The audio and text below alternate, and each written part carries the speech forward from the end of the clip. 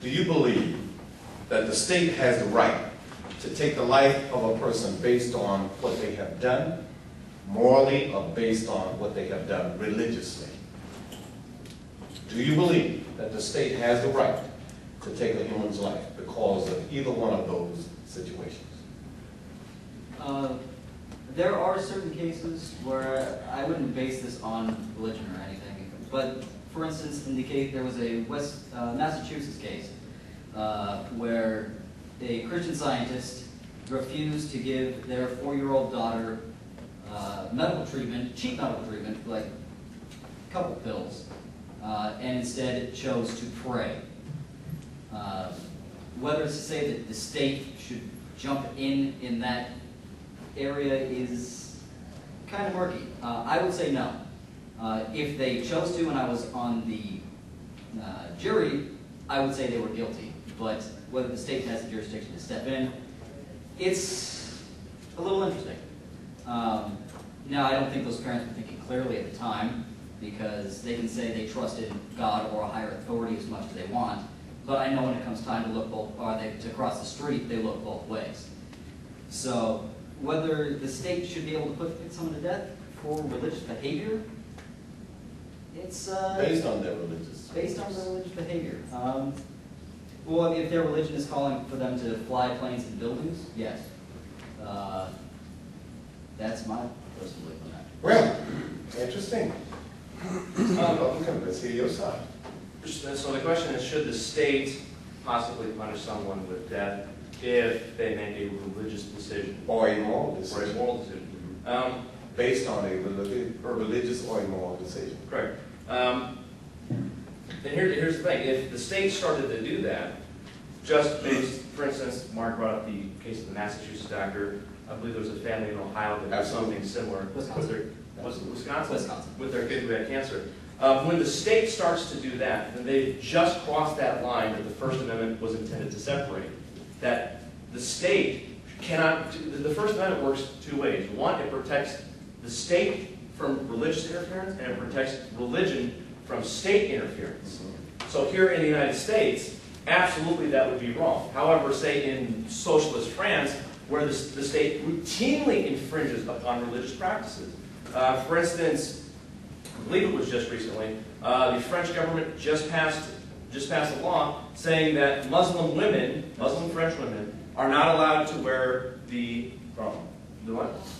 Yes, they're not allowed to wear the headscarves. They're not allowed to wear the burqas. They're not allowed to wear those things. Here you have the state infringing upon religious practices. That is what happens when the government has gone too far, and you've seen the elimination of religion and the elimination of religious principles in government and society. Very well done. You guys are doing good. Y'all have done your homework. We talked a little bit of history, as well as current affairs that's happening today. Okay, last question on religion. That was going to be my last one, but since you invoked that, I've got to ask one other thing.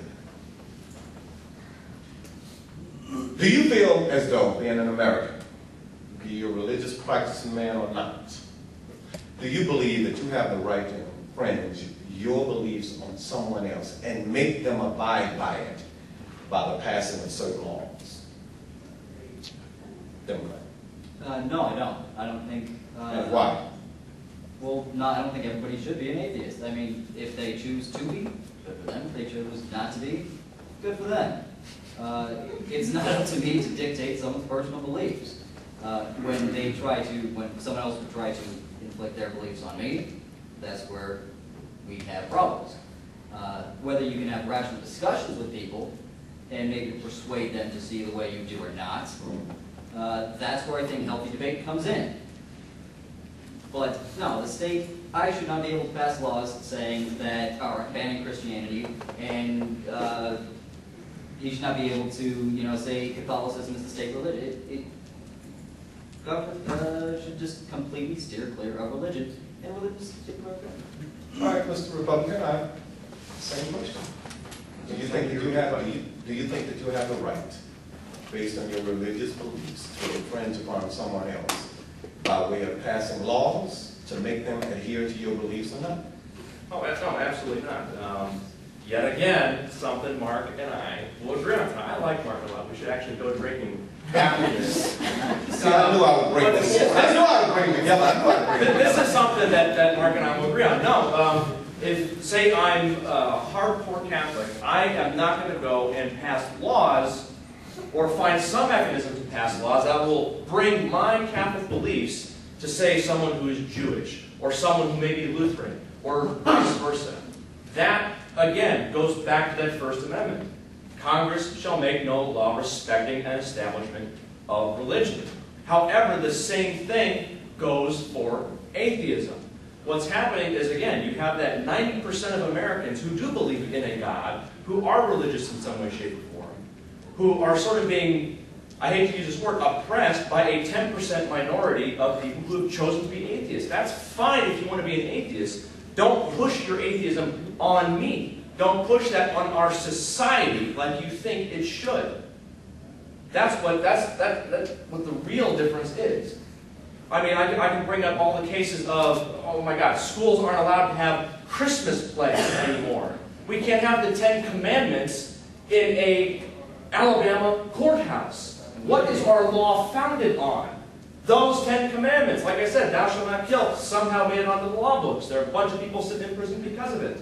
So, with that being said, I mean, there's been fights and fights by militant atheists. Also, they happen to be leftists. I'm sorry I have to throw that out. But there have been fights this in the courts where they can legislate from the bench, say, take under God out in the Pledge of Allegiance because it offends some people. That is pushing your belief by an extra legal means on the rest of the United States.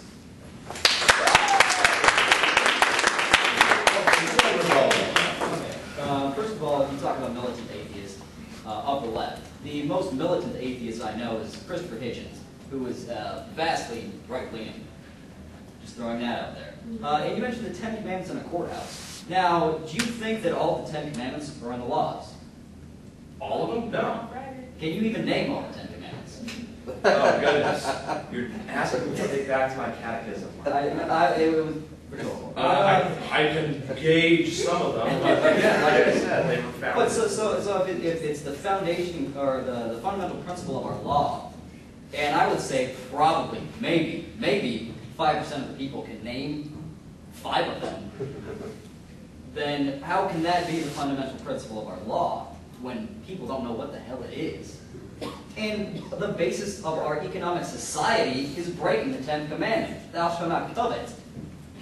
Come on.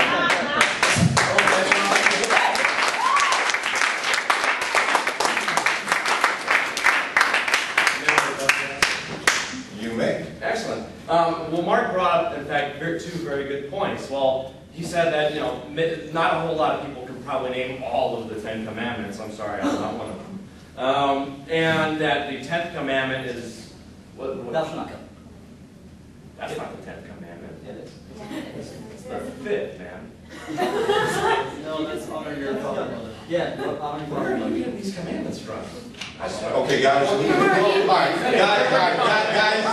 The 10 Commandments, we know there are 10 Commandments. But all they follow in, we really don't care. Well, he but they are. Okay, well, he brought up that you know, people don't know all the 10 Commandments, and he also brought up that one of the commandments, whichever commandment it may be, the one about coveting things is, would you say, undermining our economic system? Yes. Okay, something to that effect. Okay. Well, say, take black holes for instance. Just because, can anyone in this room tell me exactly how a black hole functions? In fact, can everybody in this room tell me how a black hole functions? John, put your hand down. Can everyone do that? So does that mean black holes do not exist because people don't know how they work? I was aware they did exist. That's the point you made up, that it's because that people don't know. The black holes are in a courtroom. Guys, you're kind of the audience. Okay, guys. That his argument was that just because people don't know. The audience needs to listen. It's Yeah, tell your problematic. people last time. Will you ask Okay, guys. Go on. Guys, we're in the middle of a black hole. Go on, sir.